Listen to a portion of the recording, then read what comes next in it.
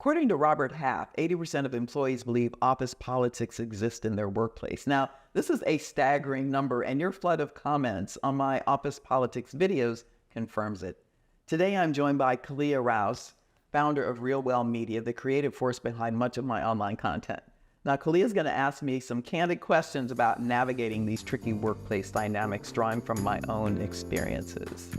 Hi, I'm Jenny Clark, a conscious leadership expert who spent 2 decades in executive recruiting and talent management. Having worked with giants like Google, Spencer Stuart, I discovered that the secret to transformative leadership lies in the 5 dimensions of conscious leadership. And I'm here to help you unlock your full potential. Join me on this channel as we embark on an honest and vulnerable journey together to become the kind of leader that genuinely inspires organizational transformation. I've got a little career boosting secret for you. If you want the inside scoop on leadership plus some juicy tips and hot takes you won't hear anywhere else, I've got a newsletter that's basically your personal career coach in your inbox. Just click the link below in the description to join in.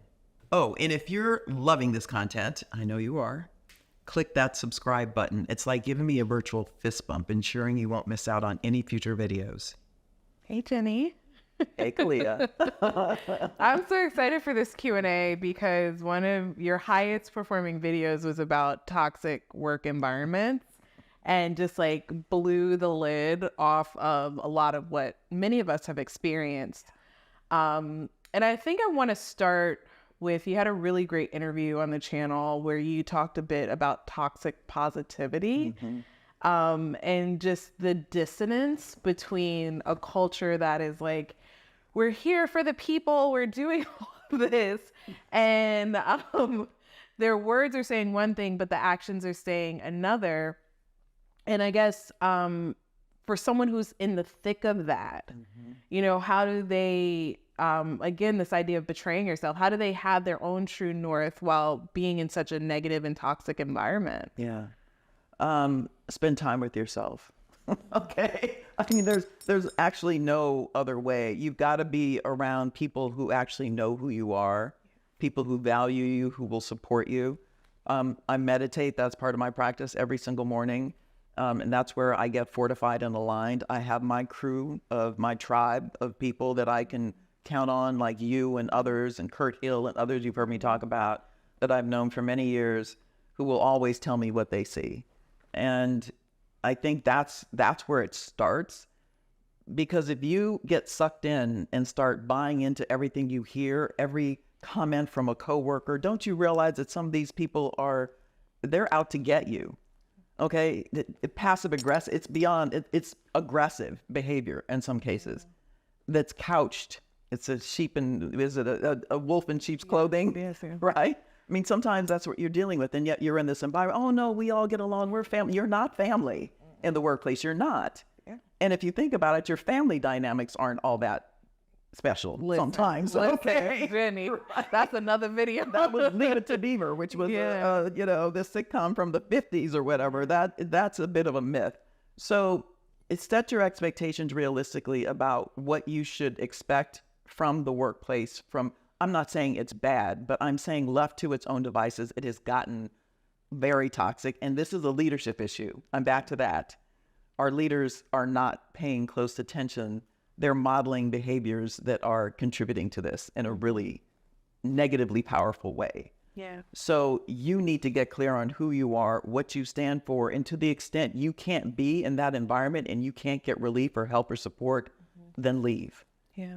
Leave. Because you don't deserve it, and start choosing places to work that are worthy of you, that have demonstrated that they care about their people. There are companies out there, big ones. I'm not going to name names, but do your research, ask around. Here's, again, is the benefit of having a broad network, and figure out which companies are worthy of you and what you have to offer. I worked somewhere once and someone said, Jenny, this company doesn't deserve you. And I thought, you're right. And it wasn't long before I left. So we need to take more control and stop investing. Companies are a brand. There's a whole lot of branding that goes along with these organizations. They're made up of people. Yeah. Individuals who have all their own agendas, all their foibles, all their issues. So just remember that when you get enamored with XYZ company, it's a bunch of people who are out to make a profit. and sometimes at your expense. So get clear on what's really happening. And to the extent that you're in there, learn the game and try to be part of resetting it so that it is based on positive behavior gets rewarded versus negative behavior. Now you're shifting, right?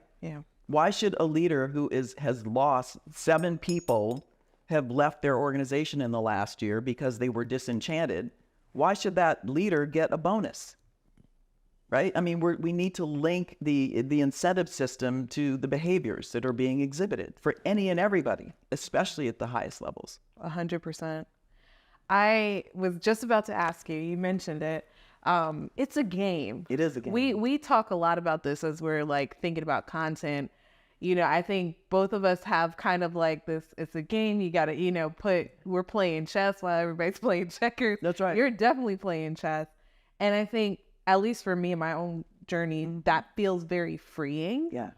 And I think that is what you were saying. Like, you have a couple videos that are about that. Like, learn how to play the game so you don't take it as personal. That's right. And I want to know, were you, because sometimes you describe yourself as a Pollyanna.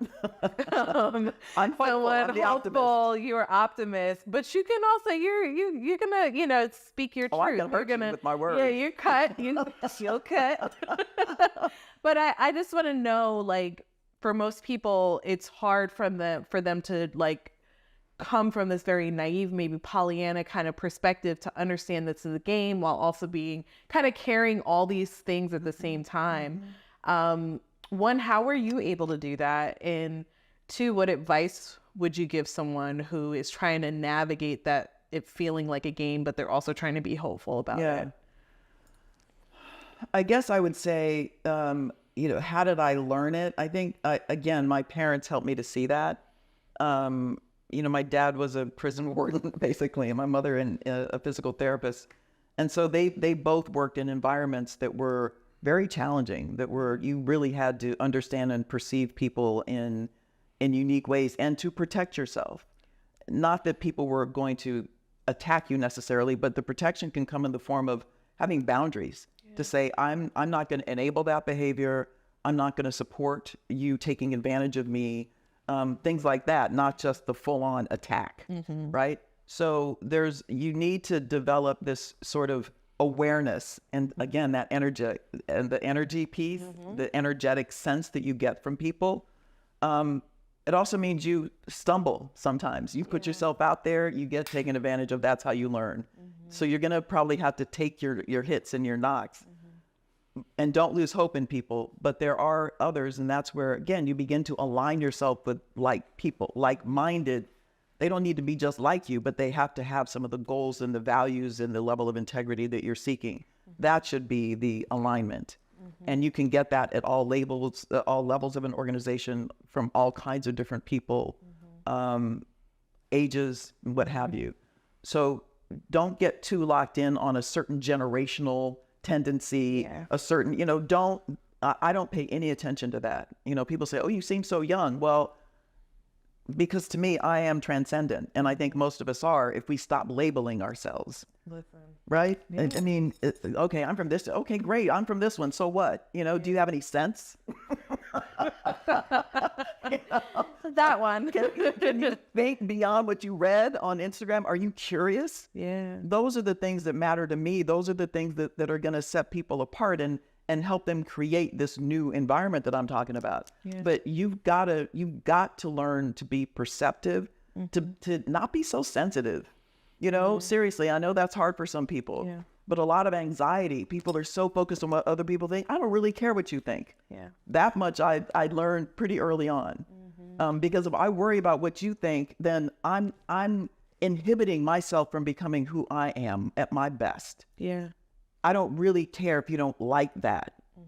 I would hope that you can get to the extent that I'm a benevolent person coming from a place of love. I'm not here to harm you. I'm not coming for you. I am trying to advance something that could be beneficial to all of us, though. Yeah. So if you're trying to get in my way, then move. You know, if you're just trying to inhibit so that you think, because there's no dominance. I'm not here to be dominated. My people came from an oppressed place as slaves. I'm not going back. Yeah. right? So get out of the way. Yeah. Get out of the way. Unless you're going to be part of the solution, I got no time for you. And with that mindset, you attract others who similarly want to see the good come through and make way for all. It's not just about a few anymore. I love that. I mean, I wholeheartedly agree. As you're talking, you know, there are some people, whatever 20% that there is, that think, oh, there's no politics at work. Oh, I'm sorry. No, I think you're naive. Yeah. You better wake up. Better wake up and understand. And it's not intended to scare you. There's room for you at the table. Just pay attention. Yeah. Pay attention, make your contribution, and stand up for yourself. Stand in your power. The meekest of people have power. Yeah. Right? Meek doesn't mean weak. It means, you know, you might be introverted, you might be shy, you might be physically weak or infirm, but that doesn't mean you don't have power and a voice. Yeah. And that's what we need. That's part of the, you know, the 5 dimensions of conscious leadership, right? Know yourself, speak your truth, inspire love, expand consciousness, activate mastery. It's so powerful too. I think often in these situations, to the point of which someone isn't ready to embrace the fact that there are politics at play. Yeah. Just observe, I think. You know, like there is no meritocracy. If you believe that. Yeah, we're all existing in an organism. We're existing in some sort of matrix of rules and systems that are often broken and breached and contorted to serve others' interests. Exactly. And so I think what you talk about in your topics around office politics are teaching people just to build that awareness of what is happening. That's right. And how would you make a decision based off that awareness versus not having that awareness? Yeah. And that's the beginning of how you navigate office politics. It is. Understanding and to me, it's so much of it is, I said it already, I'll say it again through this lens of, what is the decision that is being made in the best interest of most or all? Or is this personal? Because if it's personal, then, you know, you're a narcissist, more than likely. If this is only about you, no. That's not good enough. We don't have time for that anymore. We've lost the opportunity because we've abused it. Yeah. It's got to be in the interest of most or all, because there is a third way. There's a third way. It's not your way or my way. There's a way for all of us to benefit and to thrive. 100%. There's enough resources on this planet for all of us. All of us. Yeah. I love that you bring up that point too about making decisions like for yourself in that narcissistic aspect of it. You had a video recently that went very viral on LinkedIn, and it was about hurt people hurting people. That's right. And how like the lack of awareness around the office politics and the sole focus on yourself and making selfish decisions often leads to toxic workplaces and all of these other things. Hurt people. And so it's not only beneficial to yourself to be aware of it, but you're actually helping the whole by having this awareness of all and politics. The healing. Yeah. The healing. We need to begin to heal ourselves. We've all been traumatized by something. I've been traumatized. I mean, there's a scale, right? Yeah. But I've suffered through all the corporate stuff that I've been through, bullying, all the discrimination, all these other things that you got to have your tribe around you to help you heal. Work on it. Get a therapist, do whatever, but work through that stuff so that you can stand strong and start to fix this stuff. Yeah. Well, thank you, Jenny. Thank you. Always a pleasure. Love you, darling. Love you too. I get it. Taking that first step can feel daunting. I've been there too. But here's the thing. You've got strengths you might not even realize yet. I put together a free career mapping framework to help you uncover those hidden talents and chart your own path forward. It's not about changing everything overnight. It's about starting to see your potential clearly. Ready to explore? The framework's waiting for you. Just check the link in the description. Your future self will thank you for taking this small but powerful step today.